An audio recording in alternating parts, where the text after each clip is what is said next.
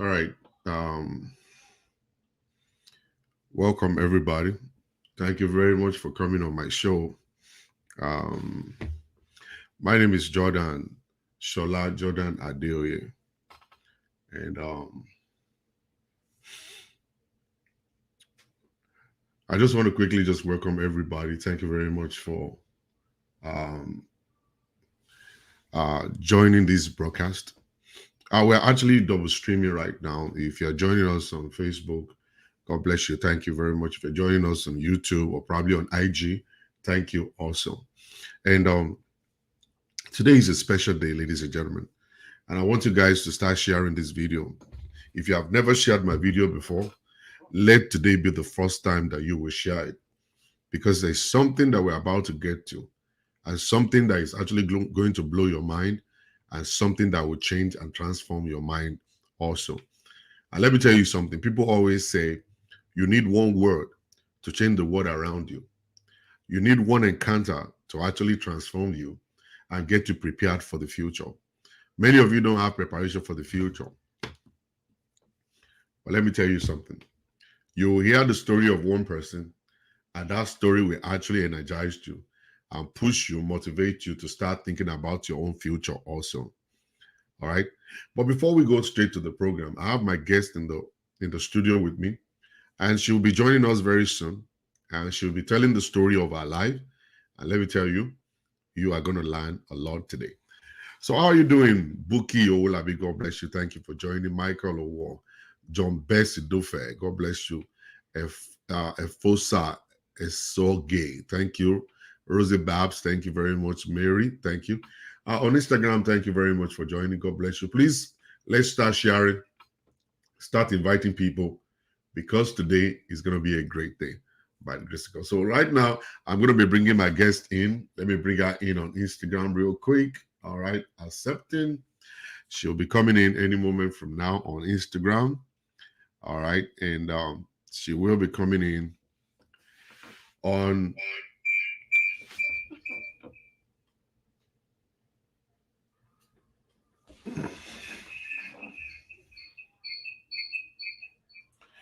All right, she's coming in. She's on Instagram right now, and then she's with me on Facebook also. How are you doing today, madam?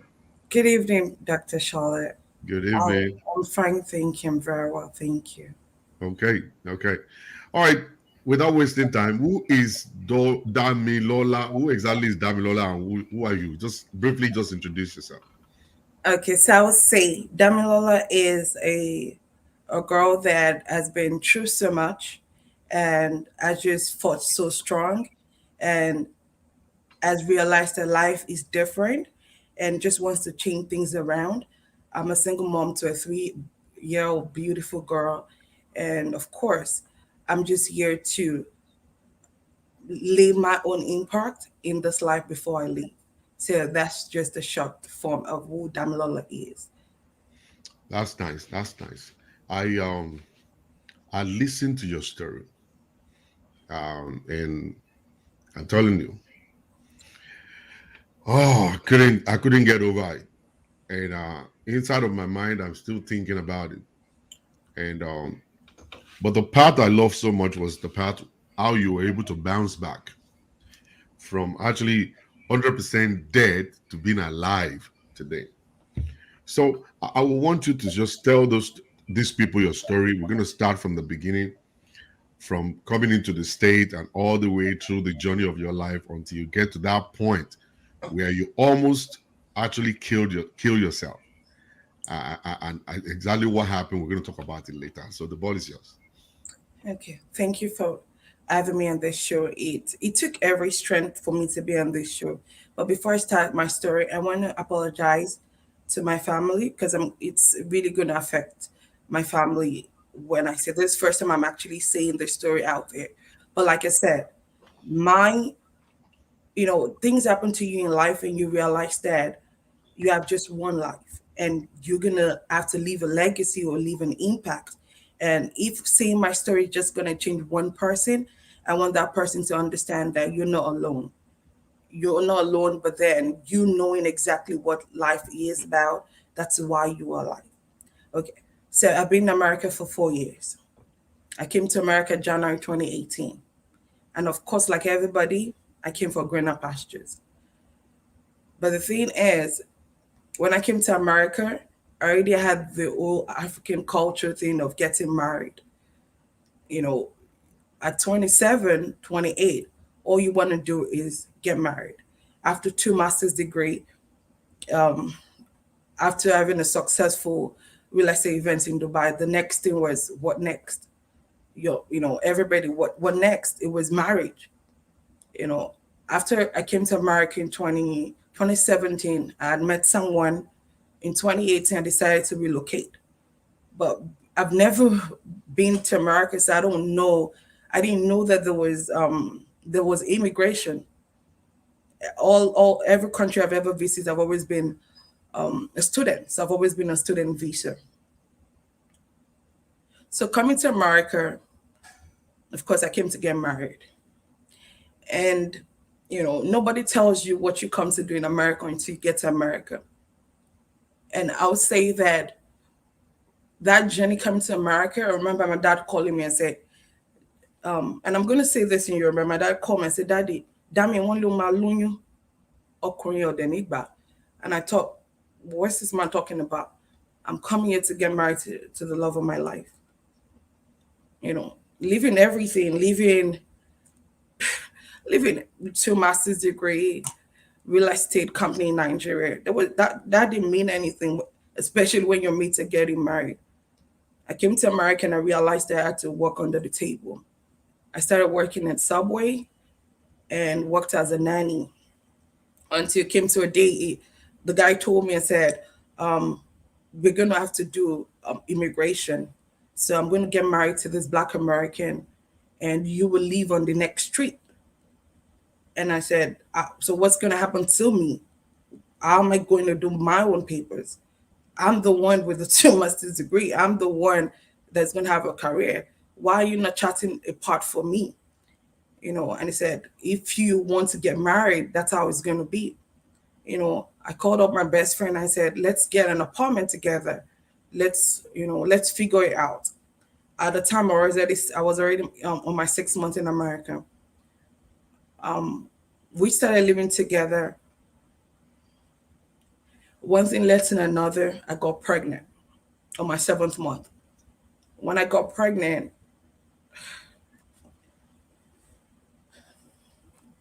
when I got pregnant, I was 2 weeks into the pregnancy, and I said, I'm 28. I can't take out this baby. But we didn't have our papers then, so he said, but we're gonna suffer. And I said, even if I have to scrub the floors of America, I'm gonna have this child. Or you know what? It comes to a time in your life you don't even know. And I'm saying this to women because everybody bears a child, everybody carries pregnancy and all of that, but you don't know what happens to your body when you carry that child. My body started to fail me. First, it was fibroid, and they found fibroid. It got so big, and they said I had to be bedridden, and I was vomiting blood. And I called my friend and I said, are you supposed to vomit blood when you're pregnant? You know, at that time, and I said, okay, I can't keep this away from my mom. Please call my mother. She's a doctor. I'm sorry to my mom today if all of this gets affected, but I want to make sure that every mother out there that has a daughter understands that you have to support your daughter till the day your daughter gets old or till the day you leave this earth. It's not a joke. So I called my mother and I said, Mommy, I'm very sick. I think I'm going to die. And she said, what's going on? I said, I'm pregnant. She said, okay, take the pregnancy out. I said, I'm not taking this pregnancy out. I'd rather die than I want to have this child. But my daughter was just 2 months. I was just 2 months pregnant. So you wonder what kind of attachment I had with this child. You know, I remember mom saying that, do you All right. want, Damilola, please go back and check the Instagram and just request to join because something happened. okay, A lot came in and actually just turned the whole stuff up. Just go back there. I'm live back right now okay, so that you can actually make that request. okay. Give me one. So we won't deprive those ones on Instagram of this story. Yeah. This is going good. This is going good. Guys, please go ahead and just share this video. Share this video. Let's get more people connected. If you can share, I have over 106 people right this moment, 106 people right now watching on YouTube and on Facebook. If we can get you to share it, if we can get 105 shares, it will be great. Please go ahead now, guys, and share and share.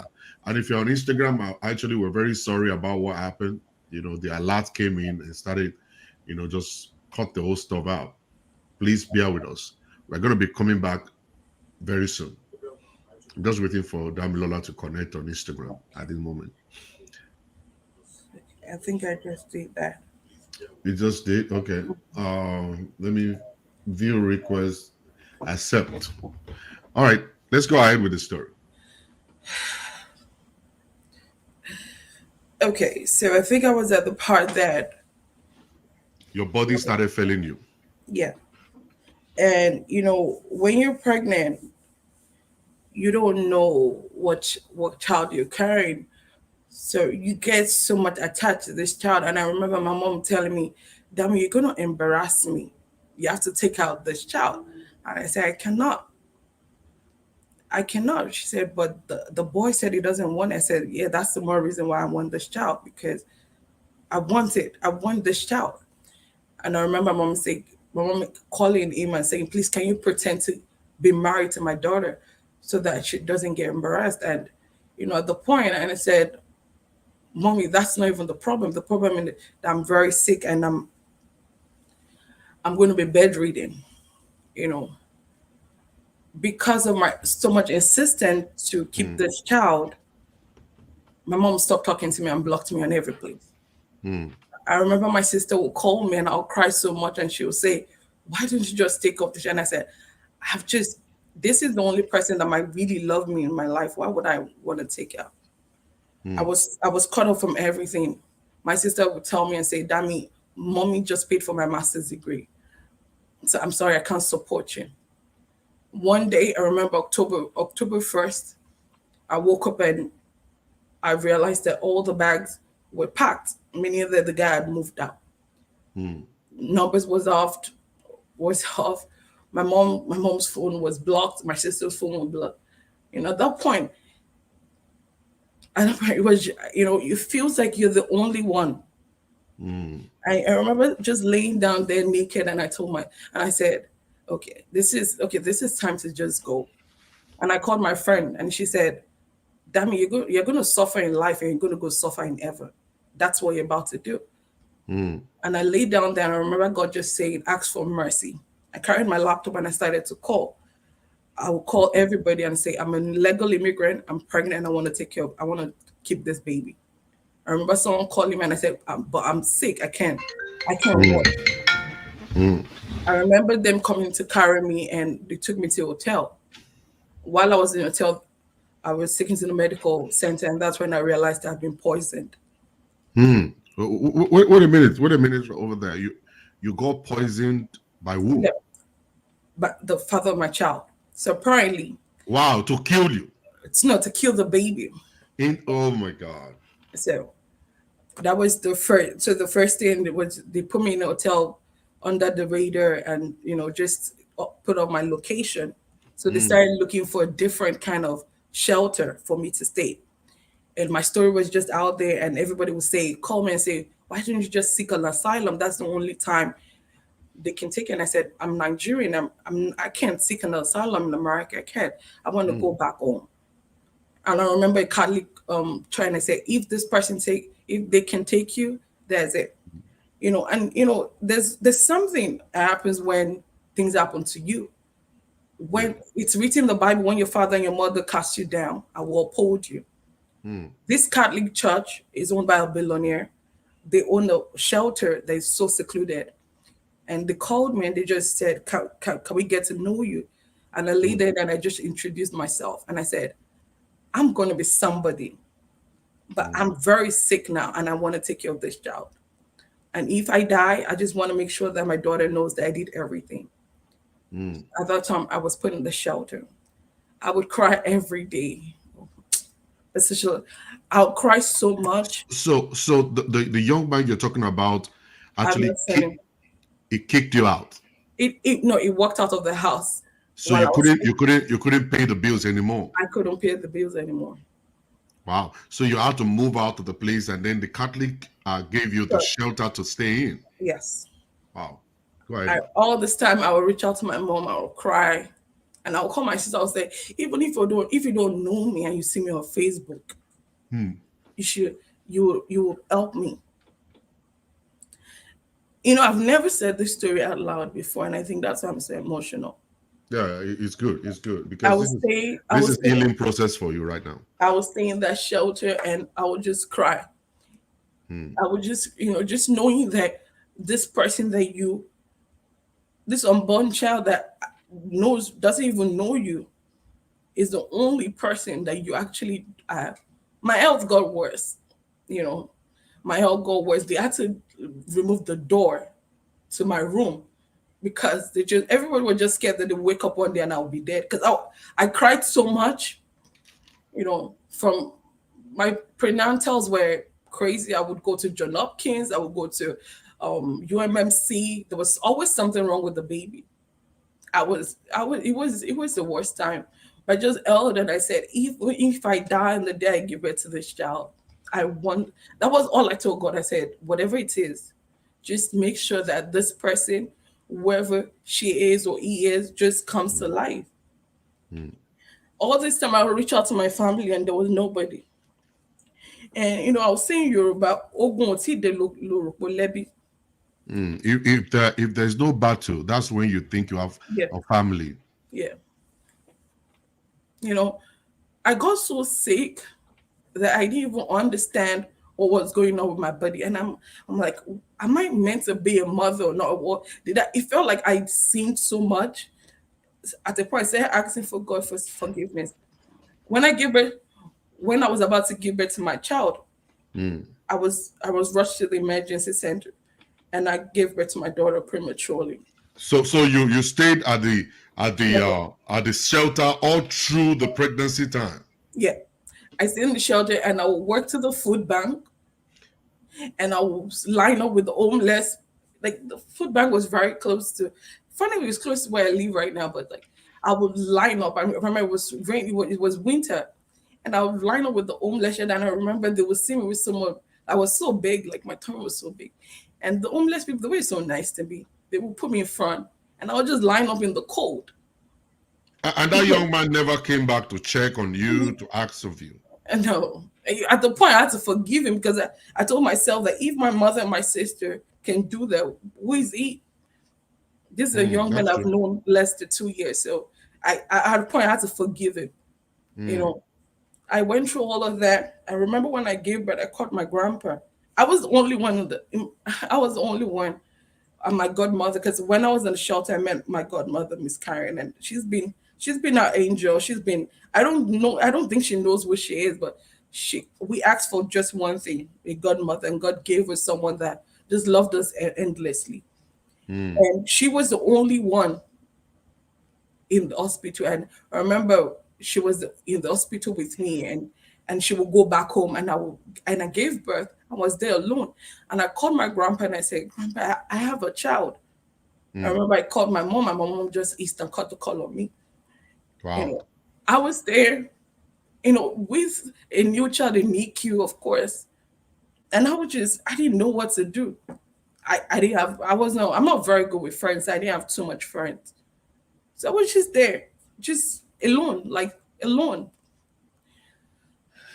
And one day I went to breastfeed my daughter and I slumped. Hmm. The next thing is I was in cardiovascular unit upstairs. Hmm. And I remember that there was going to be alarm that would sound so bad that like a person just died, and the nurse would rush over to my room because I had wires on my chest. They said the EKG EKG, machine. yeah. Yeah. As I said, I had a blood clot that went into my heart. Hmm. You know, I thought that giving birth was the worst thing. that happened to me, like just the old stress. But I didn't know that my ordeal just started. Mm. It was like at every point my body just kept failing and failing and failing. So Mm. I had pulmonary embolism, what's called pulmonary embolism, and I was in the hospital. We were in the hospital again for another 1 month. Of Mm. course, and that's when you realize you're an immigrant. When you give birth, that's all they can pay for, Mm. and that was just it. You know, just knowing that I went through that and I went through that alone. We came back to the shelter. We're still homeless. My first child was born in a shelter, of course. I came Mm. back, used my YouTube to have my daughter's birth. Damilola, you're out of Instagram. Something's going on. You're no longer there. Okay, let me see. I, do you want me to cut hang come? Let me see. Yeah, Oh, it's still live, but you are not there. I'm not sure what happened. Just let me see. Okay, I'm gonna leave and request again. Okay, I think someone called me. okay. Someone called you. Yeah, Okay. give me 1 minute. So, guys, please hold on just 1 minute. Hold on 1 minute, please. So, we want her to actually reconnect back to IG. If you're connecting on YouTube, Facebook, please, can you please try and share this video? Let's get more people connected. Instagram will be right back with you guys. She's trying to connect right now. Okay. Okay, okay, okay. I think I can see you now. Give me Okay. 1 minute. Okay. Okay. I like this breaks because it's making me just not cry anymore. Okay, good. All right. I I think got I'm you. good. Yeah, thank you. Okay, Okay. So okay. your mother, your sister, and the father of your baby, they disconnected. You call them after, you call your mom and sister after you had the baby. They, they looked away. And now you are actually in the hospital right now Look being away, treated. look away would be good. All I Hmm. heard, all I got was voicemails of laugh. They would laugh from. Wow. I remember my mom would say, I need my check back. Like you went to too much school, and I need my check back. Wow. It was. I would have wished if they actually looked away and just let me be. They would laugh. My sister would put so much on Facebook or just send voice notes to me and just Hmm. say a lot of stuff. you Wow. know, it wasn't, this story is not even about what it was. It was the fact that it happened and it's still happening to Hmm. so many young girls out there, you know, and people Wow. don't understand that. People are quick to say, I'm sorry. People, so they would do stuff and be like, oh, I'm so sorry. But you Hmm. don't know that people go through stuff and they never come back from it. Of course. Of So course. we went back to the shelter, and it was like I was back to my skin, pretty as ever. I would say I had a beautiful baby. We did confirmation. We're still in the shelter. Of course, we didn't have no hope of nothing, Yeah. no immigration in the way, nothing. On the third month, I remember July 3rd, I went to my friend's house and I complained I had a headache, and she Hmm. said, "What's going on?" And I was rushed to the hospital. I had meningitis. I was Wow. quarantined. And I remember that I was bleeding and my skin was peeling. And I remembered, and I said, no, it can't be this bad. And it gave me a paper to sign that if anything happened to me, Hmm. they can put my daughter in the foster care. Wow. And I remember calling my mom and she said, oh, she said in Yoruba, Jacob Bomo was in Nigeria. And I said, what? At that point, I would expect her to say, nothing will happen to you or whatever it is. So I told myself, I said, this, that mean, okay, this is it. You were alone. Hmm. My dad and my mom, of course, they're divorced. So my dad, I'm not really close to my dad. My dad called me and said, Dammy, they said you are sick and they said this sickness is going to kill you. And I say, yeah, daddy, I think that's what's happening. I don't know what's going on. But they're saying I have meningitis, and they say I have tuberculosis. They say I have this. They say I'm going to have stroke. They say I'm going. They were just. I was in John Hopkins. They were using me for so many Experiments. experiment. They were. I was going for MRIs. I would. Mm. It was just. I was like, I couldn't breastfeed everywhere I saw. I was quarantined. All the doctors had so many stuffs on their face. I couldn't even see nobody. My daughter. I didn't know where my daughter was. We started praying. My daddy and I started praying. I Mm. started. I prayed so hard. I don't think I've ever prayed like that before in my life. I prayed so hard, and they came back and they said, "Oh, we don't know what's going on. You feel better?" And I said, "Just let me start working." At that point, I spent a month and a week in the hospital in John Mm. Hopkins. And Mm. when we got back to the shelter, they said we couldn't get back to the shelter, so we didn't. We were homeless. This was homeless, because we didn't even have a place to go. Wow. But did I bounce back? Of course I did. But what did not bounce back was my health. My health never picked back up. It never Mm. picked back up. I started my migration process. I got a good job as property manager. Mm. For that whole year, nothing happened to me. Even though my blood pressure was high, you know, but I have with all the old stress, my blood pressure was like 160 over 110. It Mm. was pretty. I thought, but for me, that was okay. And that was it. So, For if I may ask you, between the time you become homeless and then you got a good job, what happened during that time? Tell us a little bit about the transition. it was in, it was just me making sure that I knew that I had to be something for this child. Yeah. I got an apartment. I remember my friend from Nigeria sent me some money. I got an apartment. I was fortunate, I got a roommate, so we splitted the room, 2 bedroom and one bathroom. I Hmm. stayed and I just put my head down. Okay. I just put my head and just I begin to realize that this is what life is. Things Mm. happen to you and they say you don't know life until some things happen to. I was just a go lucky 21-year-old girl that just did master's degree, United Nations, real estate. I've never encountered anything called life. So Mm. those 1 2 years, 1 year, I'd experienced life.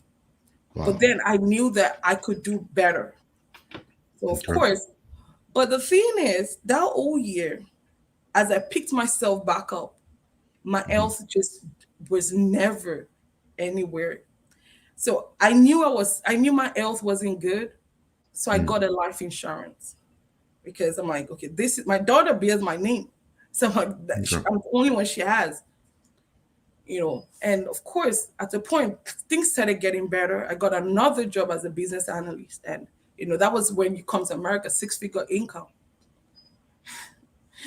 Devil, when you're at your point of on that point that you're about to say, I'm here, you're about to say, okay, the devil just comes in and knocks on the door and just knocks you back down. Mm. You Mm. know, I remember I was right here on the Zoom, just right here at work. Oh, I was telling one of my aunties on the phone, I was saying, I can't feel my arm, I can't feel my legs, I can't feel anything. I started reading and I checked my blood pressure was 210 over 135. Wow. And I remember calling my dad. My dad started crying on the phone. My dad said, "Damn, you're gonna have stroke." So what I did, I called that day. I went to get a left protector that you can call 911 if anything happened to you. I put my Mm. daughter in a woman's place, and I said, if anything happened, I don't want my daughter to be around when I'm dead or anything. So I just went to work. I did like anything, and that's one thing I've always I've always made sure that only me knew what was going on with me. Hmm. Up to November 28 or so, I slumped on Zoom and I put my hand on the life protector. And at the point, all I thought about was who is going to take care of your remedy. See, the life, I know people leave life and say, oh, life is oh, life is not yours. Your life is not yours. Mm. Life is not yours. Like there's so many uncertainties that happens in life. It's not. It's a gift. Life is a gift that can be taken back from you. It's how you use it. Just Yeah. knowing that it's not yours. And that moment, I think I came Mm. to that realization that this life is not mine. It's not yours. It's not mine. So at that point, I said, "Who's gonna take care of your remedy?" I went 911 took me, of course, they took me to the hospital I always go to, and that's the one very close to my house. And I remember, I think I was out. They said I was out for 8 hours, meaning I was dead for 8 hours. Of course, I came back to life, and of course, I've taken so much trips to hospital, like I was going to Walmart, so I knew exactly what they were going to do next. And they said they're going Mm. to do a surgery that the clot blocked some arteries in my heart. And this was after you got the six-figure job and all that. Right here, right here by the laptop, right here, yeah, Mm. right here in the South. It's just funny how So, people so, think so at that point where you believe that, okay, now this is it, this now is I'm it. This is good, American now dream. I can take care of my daughter, take care of myself. Even if I don't have a mom and a sister and a dad, I can be good. And Yeah. the father of my baby is gone. Now is now back to the hospital, now dead. you know and when I opened my eyes, of course, and they said, oh, they're going to do a surgery, and I said, I don't even have a health insurance. I know, even from 2 years before, the hospital bill, I was still paying for it. So I said, nah, not me. So I literally there and there declined the surgery, and I got myself discharged, and I went back home. you know and I started to think to myself, and I said, if something had happened to me, what would have happened to my daughter? Who would have taken care of Remedy? What would I have given to my daughter? That was I'm all she has. I started researching. I started researching. So my blood pressure was still bad. I started researching. My doctors kept saying you have to go on long term care. We have to check your kidneys. We don't know why your health is still this bad. You gave birth to your child 2 years ago. You shouldn't be this sick. So of course I was going for radiology, just checking my kidney to see if I had like kidney failure and all of that. You know, but I started to research so much because I couldn't believe that I could have left this life empty. Mm. Just knowing that I could have gone and my daughter will be put in the system and she will have nothing. Mm. That broke me more than even being dead. Mm.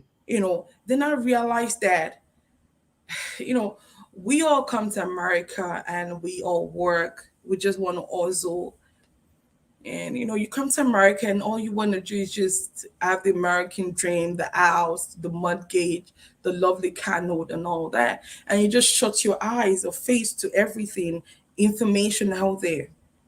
Mm. you know that's when you begin to realize that even as an immigrant, you don't qualify for anything in this country. I Mhm. didn't qualify for medical assistant. I didn't qualify for SNAP. I didn't qualify for nothing. I lost Mm. my job 3 days after, right? Senior business analyst, Mm. lost it 3 days after. And was like, of course, the IT job is contract. It's a contract position. So of course, there's really nothing you can do about it. So it was like Well, we were back to, guys, as you guys are listening, I want you guys to listen good. If you are just coming and you don't understand the story, please just don't bother yourself. You don't come here to start acting like FBI or CIA. She made known that after she left the hospital, she became homeless. She didn't even have any place to go to, and somebody sent money to her from Nigeria to get an apartment, and then she got a roommate and then she got a roommate. All right. So if you don't understand that and you don't know how to listen to stories, please just go away. Don't come back and actually start acting like you're FBI or CIA. Listen to story, digest it, follow it. All right. Follow it carefully. All right. God bless you. Damilola, go ahead. okay. So this story is not a story for you to PT and say, I'm the story is over. I'm out of the story. But the story is for someone out there, a single mother that is going through worse than I have been through. A mother out there that your daughter is going to get pregnant and all you're going to think about is the embarrassment. That partner out there that you want to think and say, Lord, let me go do what I need to go do. 4 years later, I want to come back and apologize. Because sometimes you never even meet that person. So I feel, for me, I feel that God just kept me. There were reasons. There was no reason why I should have been alive. Pulmonary embolism kills people, like literally.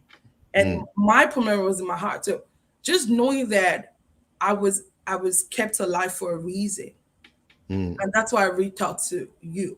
That this story has to be out there, not because I need a PT or not because I need GoFundMe account or anything, but yes. I feel that this it has to be out there. Actually, the reason I agreed that I wanted to bring you is that there are so many people who are going through the same thing you went through right now, and they don't even have a direction. There's no support group for them to be around to teach them what to do, how to get out of this stuff and everything. And you shared with me how you were able to get a life insurance in, and all kinds of stuff that eventually became, you were able to cash out of it, Yeah. and now For you the have people and that you have over $200,000 right now breathing in I'm your account. I'm And, telling you that I'm not and even saying this because I didn't even know in the first 3 months. yes, Imagine you hustling and I was broke, of course I didn't have a job, but yes. I didn't even know that I had a life insurance I could cash out. Mm, I didn't know that I had a life insurance I can literally sell. So what people don't know is your car, your mortgage house, it's not a way to transfer health. When you get sick, just one thing comes to you. And that for me was that life insurance. The fact that I was able to cash it out. mm. The fact that I was That's the part. Is it me? I always love it when I listen to stories and so like, I didn't even know. It's yeah, so funny that even the insurance agent himself, he said, "Oh, but you don't have the living benefit." But the thing is, the way you sell your mortgage to a secondary market, yes. you can actually sell your life insurance to secondary they call it life settlement. Okay. So that was 3 months into my long because I was put on a 6 month long-term care, which is going to end this month actually.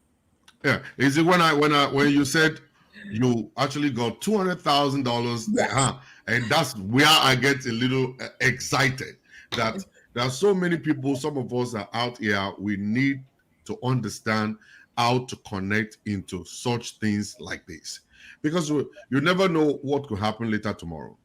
And if you have something that will actually be like a shock absorber for you, it will give you a rest of mind that anything that happens in the future, you will have a kind of a backup plan for it. So I need you to share with us, uh, I how think you I went think on. the thing is, I think the thing with us Nigerians is the premonition about life insurance and the fact that we don't trust anybody.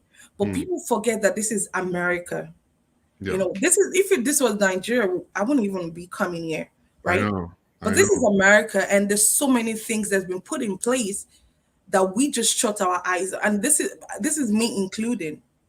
Hmm. But life insurance is not about death. Hmm. Because of the medical innovation now, people don't just die anymore, Hmm. but people get sick. Hmm. And when you get sick, I'm telling you, you will lose your income. And Of when you course. lose your income for 2 months, the rent doesn't stop. No. They call you.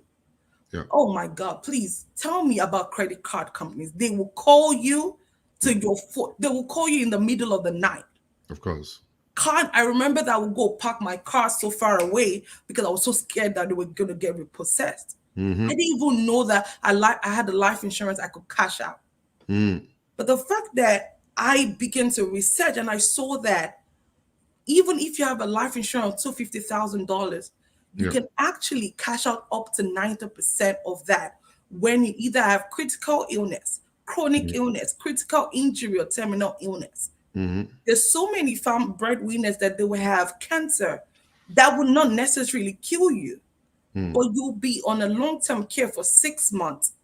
6 months with no income. mm, Who pays that mortgage? Who pays that car note? So this is not me trying to butter your bread.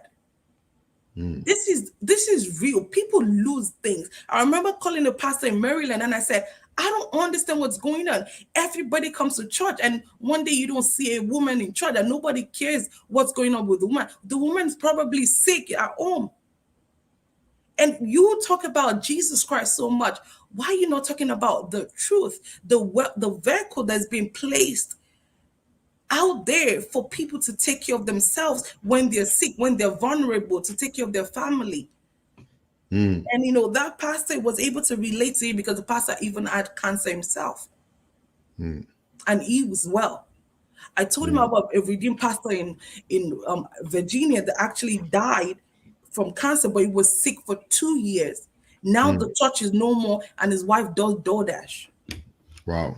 I'm not saying it for anything. I'm saying that this is real out there. People get sick. You lose your, and when you lose your income, all your savings, you have to use it to pay gas bills, pay water bill. Like, this is your savings that you literally have to work for. So what am I saying?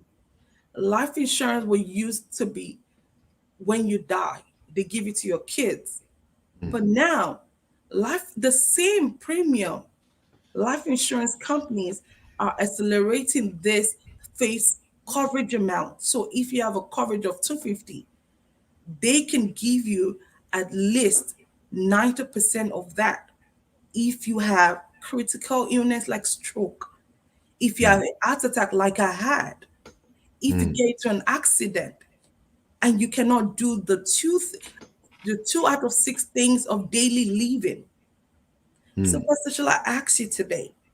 And I'm not saying this because of anything. If you and God have not sat down together and God has not told you the day you're going to get into an accident, Mm, if though if God has not said, oh, my daughter, my son, this is going to be the day that you're going to die, this is going to be mm, the day you're going to run into an accident, this is going to be the day you're going to be sick, because God said we're going to mm, have trials and tribulations.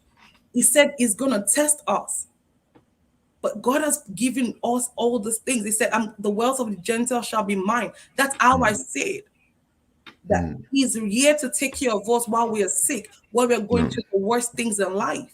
But Mhm, for how much? For the token, we have a car insurance, we have mm, rentals insurance, but the life that goes into that, we don't have that. We mm, think, oh, it's a fluke. We think, oh, they're just here to sell. But when mm. you get sick, you lose everything. Of course. You lose everything. I've No. lost so much that I think I'm used to losing things now. But trust me, at every point, it's like I'm starting from minus zero. Mm, I'm just glad that this time there was I was wise enough to have gotten that life insurance, which I paid $50 per month for. mm, So I'm just gonna say this. If you're a mother and you love your kids so much, if you're a father and you love mm, those kids, if you're a mother that had preeclampsia when you were pregnant, you have diabetes, you have mm. high blood pressure, if you're that lady and that man that you think you were so young, trust me, tomorrow is not guaranteed. And I'm not talking about death. Mm, The Bieber yesterday came on live and they said half of his face is paralyzed. mm, Things happen to people. People get sick. I remember the Yoruba actress that came and said she was sick. And I remember how people laughed and laughed and all that. People really get sick. of course, people do get sick, and that's why we're actually talking right now. So many of us always say Jesus Christ is my insurance. Jesus cannot be your life insurance, cannot be your medical insurance, cannot be your car insurance. Jesus is just your eternity insurance. So you need to buy insurance to save your life. I'm telling you. All right. And I'm going to put my telephone number, the telephone number of the studio, on the screen. For those who would love to ask questions, you have questions for Damilola, you need to call right now. 346-387-9, sorry, 346-387-9891. That's the telephone number to reach us in the studio. So Damilola, now how do we go by this stuff? How can we sign up to get this kind of life insurance? So there are over 50 life insurance companies out there. Yes. Life, and I'm not talking about just insurance company. I mean life insurance companies. Yeah. They have something called the accelerated living benefit. Good. It's just a clause in a life insurance policy. So your premium never changes. Like the way my premium didn't change. I was paying $52 a month. Okay. It was just a clause that it's like an iOS upgrade. So Mm, how do you sign up? If you like, you can call me. If you okay. like, you can literally just go and research it out there. But just make sure.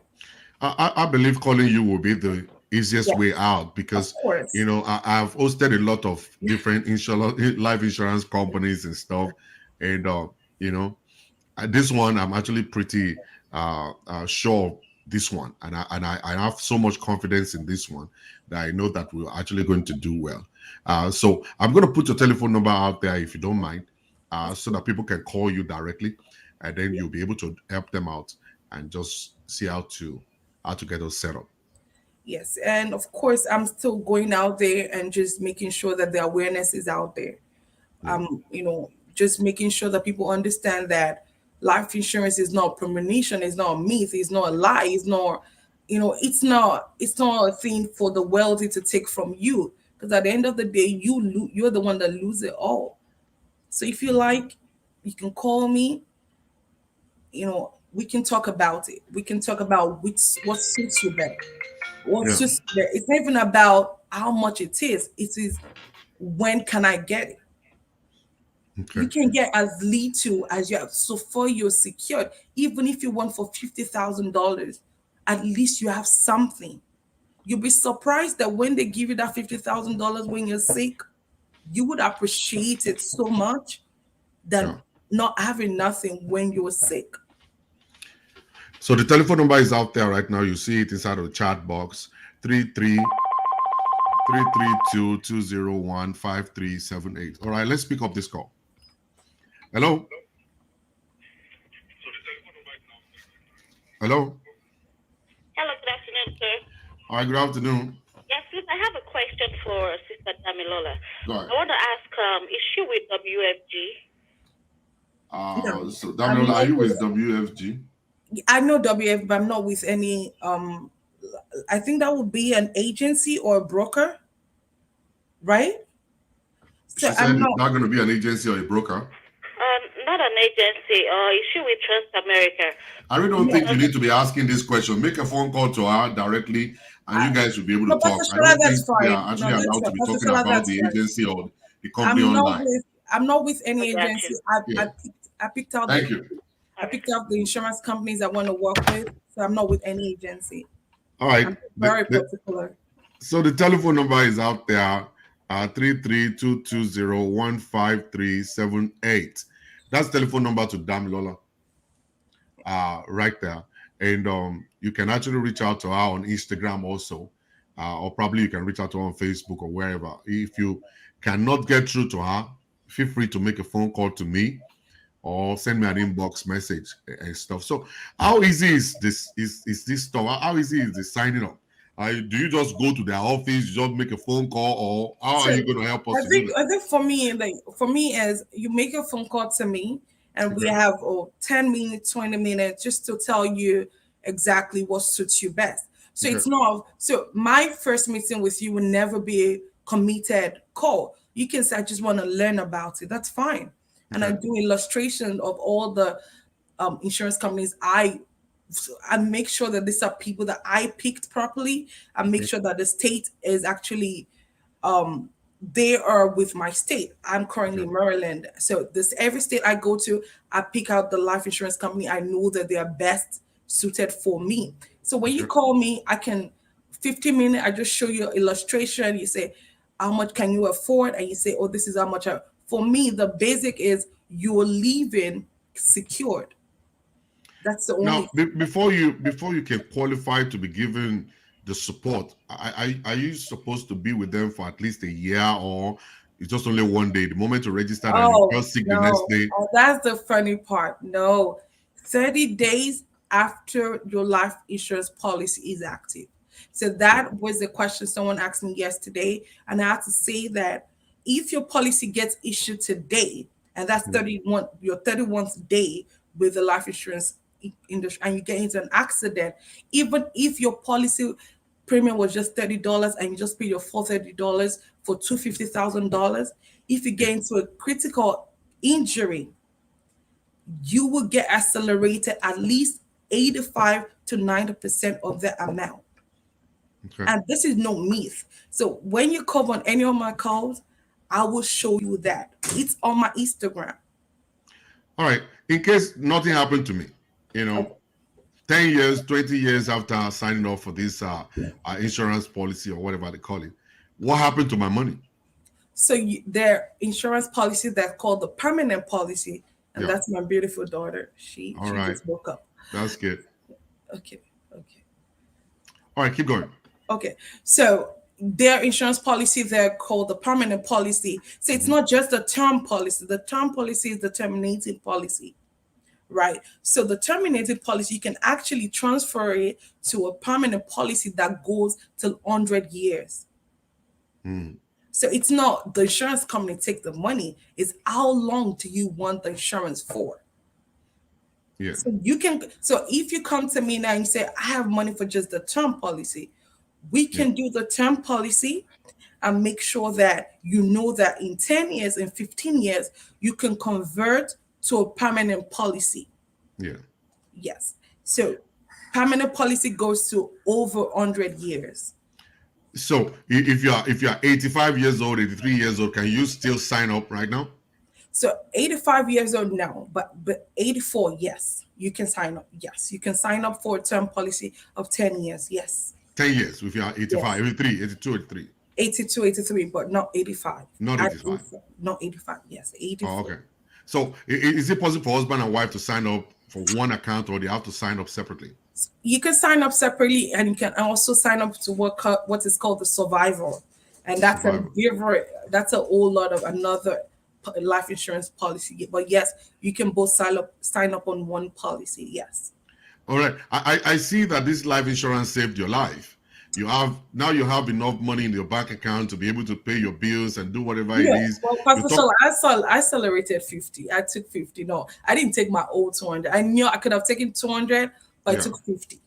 All right. But even with the 50, you have money in your account right now. If anything should happen to you, you are not able to walk, you'll be able to pay your bill. I'm looking at somebody making comment, oh, this is supposed not to be a business promotion. This is why people fail in life. Many people fail in life because they will never understand how life works. All right. We are not here to market anything to you. Nobody's putting a gun on your head to pay anything. Nobody's asking you to pay any money. This is actually going to open your eyes. All right. A lot of people are coming in to sign up for this insurance because they know it's important for them to do so. I saw that the view dropped because, people just don't want to do anything. They want to just pray to Jesus to save them. And this is never going to help you. All right. It's never going to help you. Jesus is not going to help you. Let me say this to you for the benefit of those ones who are new on my show. Those people that got killed in a war, were they killed in the hotel? Were they killed inside of a party? Were they killed inside of a club? They were killed inside of a church where they were calling Jesus. What was Jesus looking at? Why didn't he save them? No, he did not. The people that got killed in America in the church, they were killed inside of a church. Jesus was not there. He wasn't there to save them. All right. So there is a process in this world. There is a process in this life that you must to actually follow. You must buy life insurance to save your life. You must buy life insurance for old age. In case of any situation in your life, you buy the life insurance that will save your life. You don't want to be a liability to other people. All right. Like when I went to buy life insurance, the guy told me, if you die, the insurance cover your funeral process or whatever they call that stuff.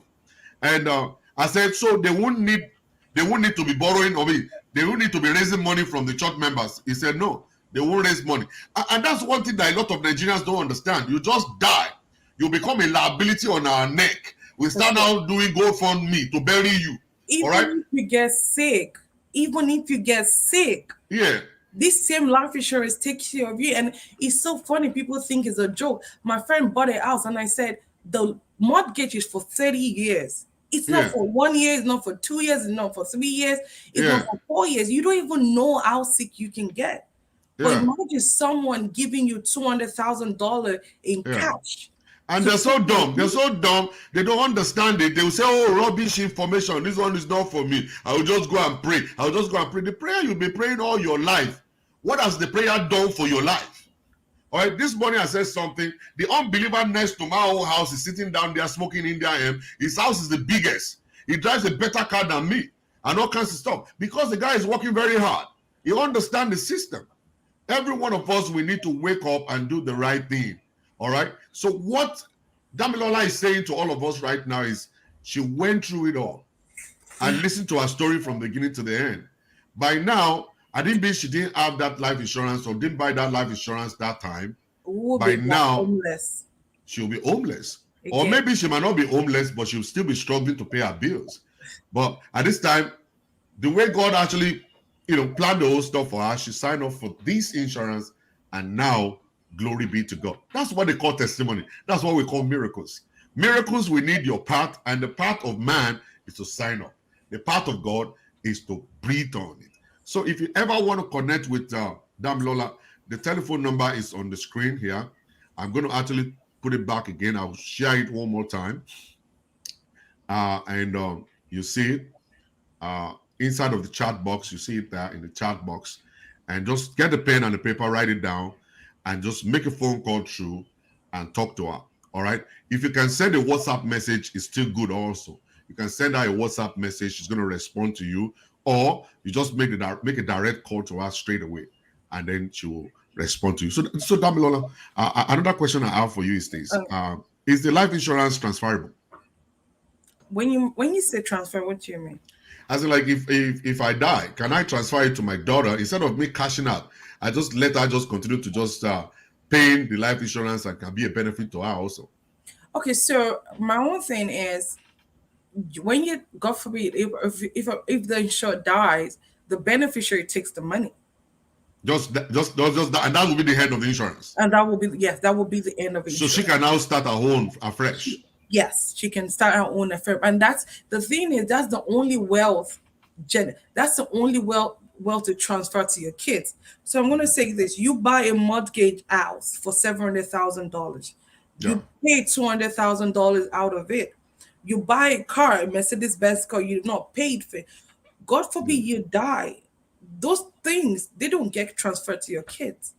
The Okay. only thing that gets transferred to your kids is your life insurance. Life insurance is actually the only asset.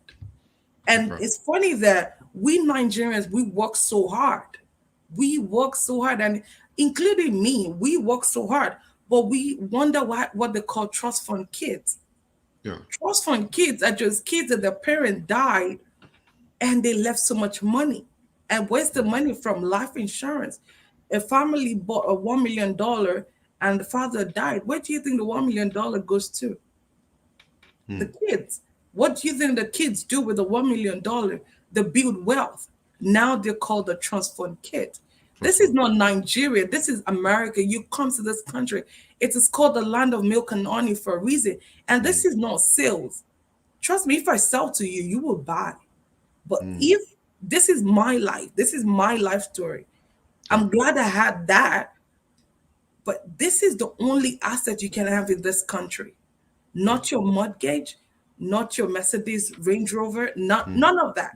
Not your salary, six-figure income, none of that. Life insurance is the only wealth that can be passed on to your kids. Onto your kids. Yes. So, and it doesn't matter the age of the kid. If you die and your daughter or your son is still probably like about 5 years old, 6 years old, it's just going to go to one account until Yes. he's old enough For to the be trust. able to trust fund. Yeah. All right. Trust. So, how is your health now? I've not done my surgery yet, of course. Okay. because I'm scared of surgeries in America. I just feel I've had the worst of it. My blood pressure is still high, but I take I'm on a medication. So I take some medications that just prevents me having another heart failure or anything like that. But Yeah. I'm taking it easy. So Okay. I'm taking Step by every step, step step by by step. step, just making sure that So, I stay alive. so what's the relationship with your mom and sister like right now? I've not spoken. I forgive them. I Yeah. forgive them. I reach out to them sometimes, but we're not in talking terms. But I forgive them a long time Wow. ago. And the father of that beautiful girl over there is just gone. I don't even know, Pastor Shell. I don't even know where it is. That's Wow. funny though. Yeah. And I believe it's possible for him to be watching you right now. Yeah, maybe. Yeah, possible right now. Yeah, And but it's of God. course he knows I've forgiven him, sir. Because I think I've sent him an email just to let him know that my daughter is a monument to me. So you Yeah, can come see her. She's a monument. So that's good. I'm That's good. proud. So I'm okay for you to come see. But Mm, I'm not that- that- sharing that child though. But you that's can fine. come see. That's good. That's good. Yeah. That's Mhm. good. All right. What kind of advice do you have for the people who are listening to you right now? Who are actually in the same situation. Let me tell you this, so that you know exactly how to just put everything together. I spoke to a lady today who was about to commit suicide, and the mother who happens to be almost about 90 something years old called me and said my daughter is about to kill herself. Please, can you talk to her and stuff like that? So I made a phone call through and I spoke with her, and her husband left her with 6 children, with $0 in her pocket, no money, nothing. And she's just there because why the guy was when they were married, the guy was the breadwinner. So she didn't do anything. She didn't go to school, she didn't work, she was just a full-time mother. All right. The man left her right now with all those kids right now, and she's now feeling like I need to kill myself. It's possible for her to be listening right now because I invited her. What kind of advice do you have for people who are going through what you went through and still going through? So I'm gonna say this. If you're listening to me and if you're going through the worst thing right now, I want you to understand that this is just a phase. You need to pick up this weakness, and that's what I've always done. I pick up the weakness and I make it my strength. And I'm not saying this as a quote. Mm, No.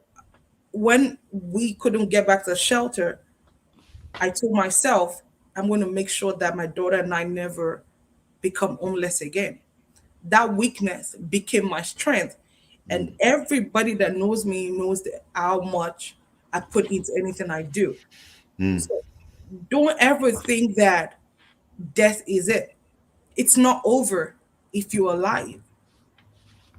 mm, Just focus. So what I do, and I'm not gonna say I'm not advice. Just sit down and look at it and say, what can I do to move from A to B? Oh, that's all you need. Move from A to B, from B to C.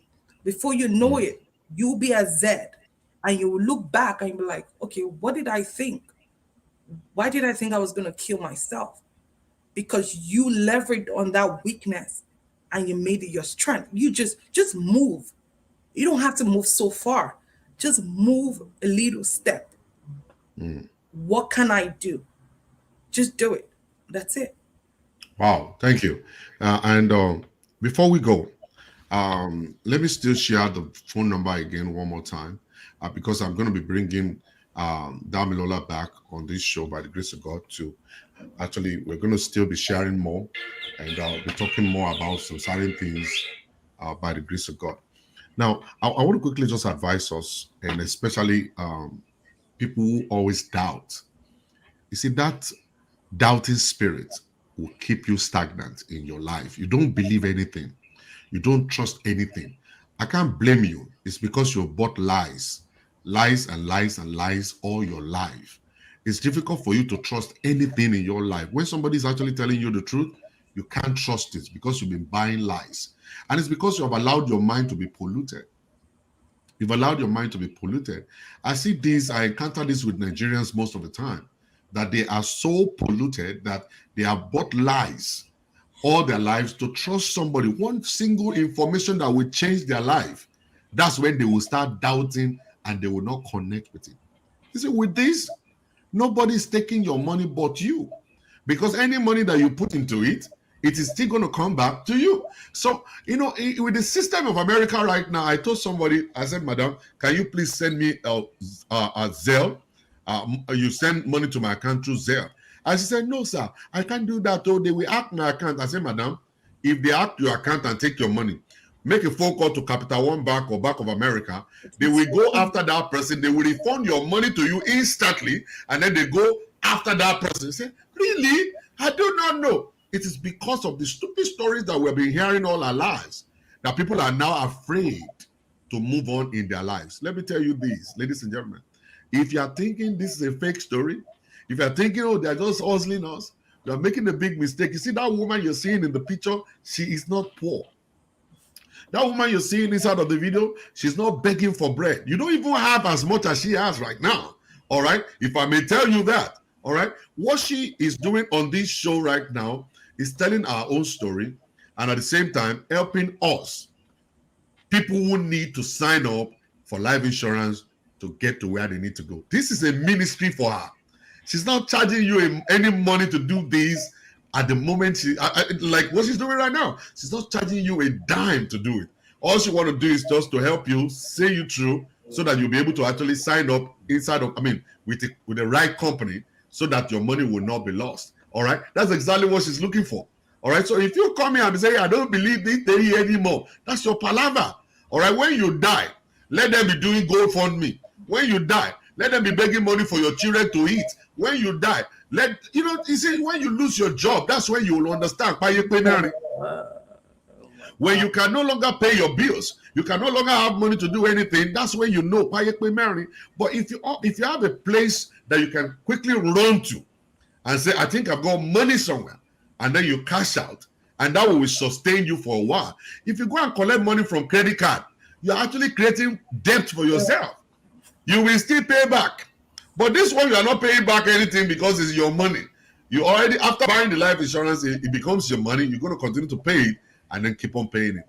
Ladies and gentlemen, that's the phone number on the screen. I mean, the phone number is inside the chat box. I'm putting it back there. Please go ahead and make that phone call today.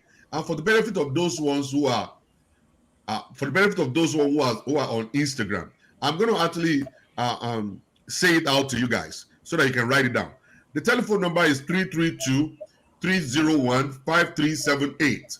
332-201-5378. For the benefit of those ones who are on Instagram, please write it down. All right? Don't suffer in silence. All right? All right? Do the right thing. We are all Christians. I'm a pastor. I'm telling you the truth. I'm a pastor I don't collect salary from church. I pay my tithe into church. All right? That's why I'm telling you this. If I'm the hungry pastor who is collecting salary from church, all right, I won't tell you these things. I will look for a way of collecting money from you too. All right, that's what I'll do. That's why we're taking it to the church. That's why that's what I do. It's the campaign ground. Thank you, my dear sister. We have to take it to the churches all around. Yes. And you will be there and start shouting, Jesus, Jesus. I said something today. The people that are poor, when you look at people that are poor begging for bread, those are the people that go to night vigil. Pastor Shola. No, for real. The people that go to night vigil, those are the people that they're always poor. Very poor people. The time they're supposed to spend building their life, going back to take certification and all kinds of stuff, that's the time they spend going to go and pray for Jesus to send them money. Jesus is not going to send you money. You need to go and work. So for you to actually be able to, have a kind of a backup plan, this is what you need to do. This is what you need to do. And the Lord God Almighty will bless you. And Damilola, thank you very much for coming on the show with me today. Thank you so much. I really appreciate. Oh, somebody said the credit card as an asset just changed the way you look at it. Okay, all right, Joy. We're going to check that out one of these days. To probably whenever you have the opportunity to come and share that with us, Sister Joy, we'll bring you on the show. So thank you, sister, for coming, and I really appreciate you. It has been over 3 or 4, 5 weeks we have been planning to come. I know, right? Glory to God that today is today right now, and then we are so happy to have you. I pray that the Lord God Almighty will continue to be with you and your children, Amen. and unborn children also. Amen. And your health will become stable in the name of Amen. Jesus. Amen. And Amen. God bless you. And then we'll see you again next time. Thank Thank you. you so much, Pastor. All right. You have a good day. Bye. Bye-bye. Bye. All right, guys, ladies and gentlemen, thank you very much for joining. God bless you. I will see you guys later down the road. I'm not sure what's going on with my Instagram. Instagram just caught off right now. I'm not sure what happened. All right, but that's okay. So for everybody who is here on YouTube and Facebook, thank you. If you want to get in touch with Damilola, please go ahead and do so. The telephone number is right there on inside of the chat. Chat box. You see it there, 3322015-378. That is our phone number. Don't forget, ladies and gentlemen, Jesus Christ is your eternity insurance. Jesus is not your car insurance. Jesus is not your medical insurance. Jesus is not your life insurance. You need to go and buy one. I told them in one of the conferences I went, I said, if you are my church member and you die, and you are expecting me to go and be raising money to bury you and say, church members, please, can you donate $50? I will not do it. We are going to go and throw your body inside the garbage. We'll throw you in the garbage. That's what we do. And if your wife is saying, Pastor Shola is not supportive, Pastor Shola is not a nice person, oh, he did not allow church member to give money to me to bury my husband, I will tell you, when they were announcing $50 life insurance, where were you? Were you not using the $50 to go and eat pandemic? Where were you when we were shouting? All right, when we were shouting life insurance, I will tell them to go and dump your body in the garbage can. We will not do anything. I will not collect any money from anybody to bury you. We will not do GoFundMe. All right, the ones that want to take money from, if they didn't keep their money, how will they be able to donate to you? If they didn't save their own money, will they be able to donate to you? You finish squandering your own money. They've been shouting life insurance right now. You refuse to comply. How much is $50? How much is $100 that you can put that once every month to save your future? And then during your burial, they will now, when you now die, they will now say the church should be donating money. My church is not going to donate money because I actually borrow people brain. And the brain is what I'm borrowing you right now. Make that phone call and go and get it done. If you don't want this one, go to another company, go and get it done. Don't wait until calamity will happen and your wife is crying. Then you want us to pity her. You want us to pity her. The money you spend going to drink beer all around the place, drink any kids all around the place, take $50 out of it to sign up. Enough of this GoFundMe things. When people die, Nigerians will start doing GoFundMe for churches all around the place. That's a slap on the face of Jesus. He has given us brain. We have brain in our heads. And the brain in our heads is telling us to go and actually sign up for life insurance. And it's so simple. Just obey it and go and do it. And that's it. All right? And God bless you. And God bless everybody. God bless you. And see you guys later. The problem of Nigerians believe that they will live to one. Lucy Aromire, let them believe that when they now reach 120, they will now put the burden on their children. On your children. That's okay. All right, guys. Thank you very much, everybody. God bless you. I'll see you guys later down the road. Goodbye.